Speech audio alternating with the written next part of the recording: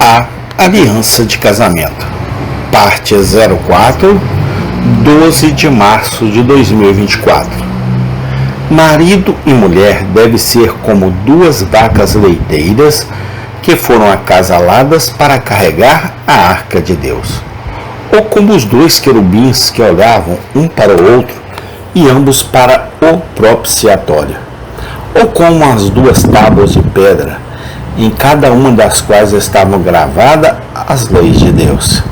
Em algumas famílias, as pessoas casadas são como os dois cestos de figos de Jeremias, um muito bom, o outro muito mau, ou como o fogo e a água, enquanto um arde em devoção, o outro congela em corrupção. Há um obstáculo duplo na santidade. Primeiro, do lado direito. Quando a esposa segue o caminho de Deus, o marido não a deixa ir.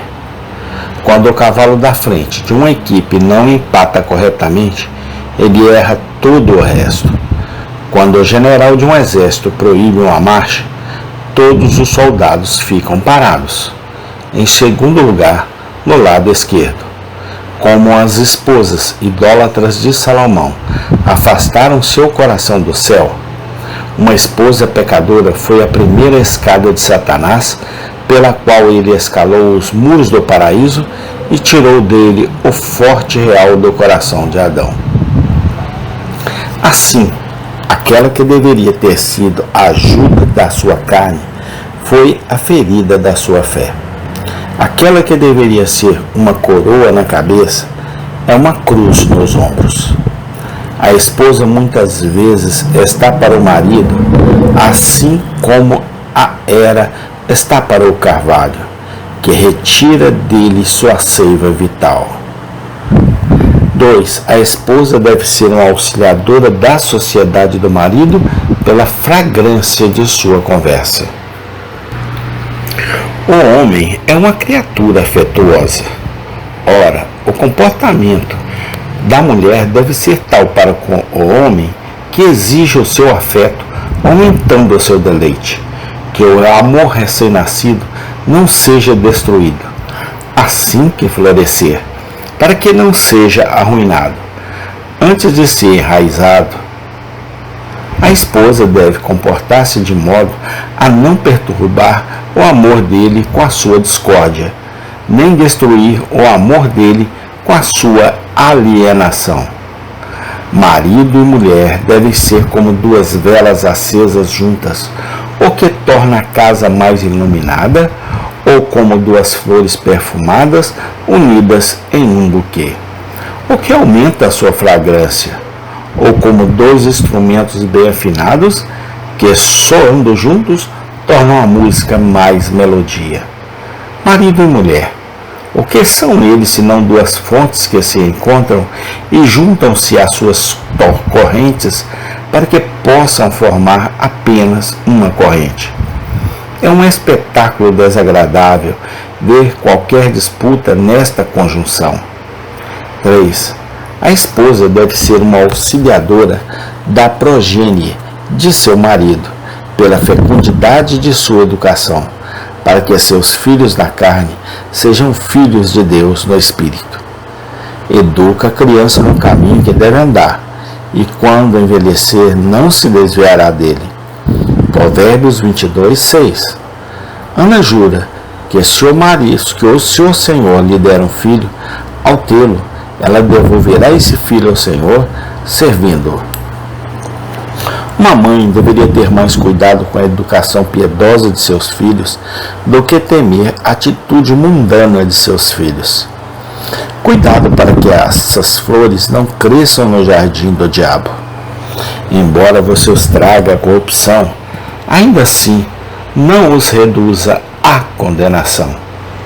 Essas não são mães, mas monstros, que, embora devesse ensinar aos filhos o caminho para o céu com os lábios, estão levando-os para o inferno com suas vidas. O treinamento piedoso é o melhor livre que você pode dar a eles, e é o melhor legado que você pode deixar para eles quando morrerem. Você libera seus esforços para torná-los excelentes.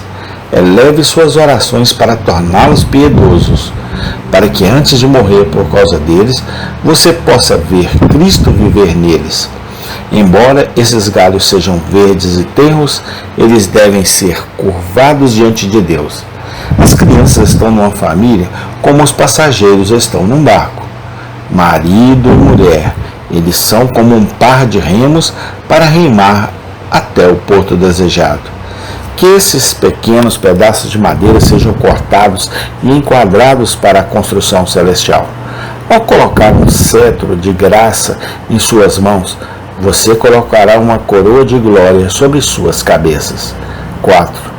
A esposa deve ajudar a prosperidade do marido por meio de sua preservação fiel, não sendo uma peregrina no exterior, mas uma trabalhadora em casa.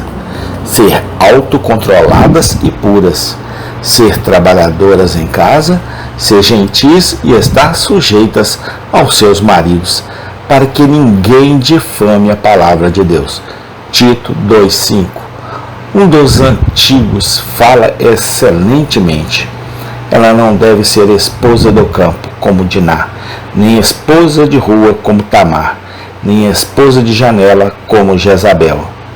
Fídias, quando desenhou uma mulher, pintou-a sentada sobre uma concha de caracol, para que pudesse imitar aquela criaturinha que não vai além do que consegue carregar sua casa na cabeça. Quantas mulheres existem que não são abelhas trabalhadoras, mas zangões ociosos? Elas ocupam um quarto na colmeia, mas não trazem mel para lá.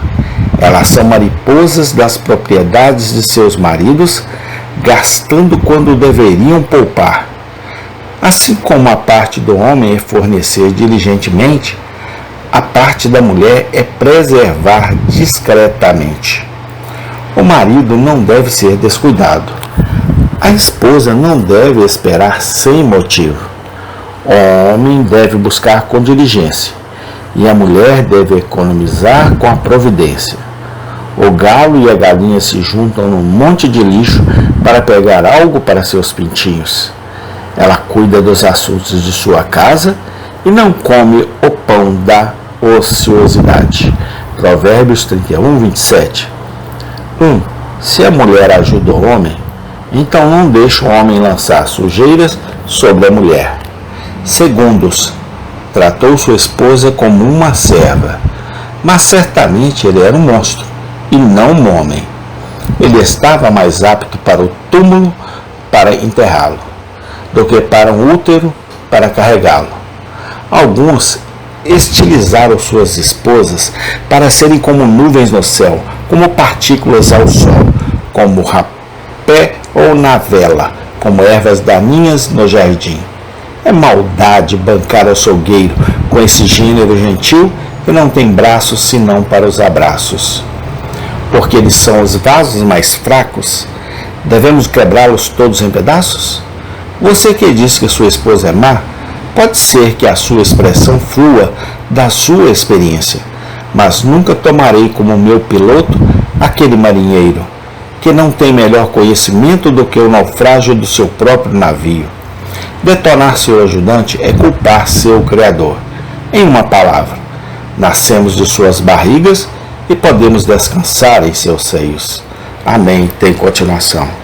Obrigado, Senhor, pela tua santa palavra contida na Bíblia Sagrada. Amém e amém.